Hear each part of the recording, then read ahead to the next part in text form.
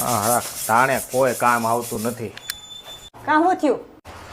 અરે આપણી ગાડીમાં પેટ્રોલ થઈ રહ્યું. મેં એને ફોન કર્યો કે પેટ્રોલ લઈને આય, તો મને કે હું નવરો નથી. હું તો તમને પહેલાથી જ કહું છું, પેલા આપણે આપણું કરે, બીજાનું ન કરાય. ખરેખર તું સાચું જ કહેતી હતી મને. અને સાચી હમણાં તો હું છે ને એના હાટું છોકરી ગોતવા એટલા હળિયા કાઢું છું ને. એ કોણ? તારો ભાઈ. એ તો બિચારો નવરો નહીં હોય ને એટલે તમારું કામ નહીં કર્યું ભાઈ.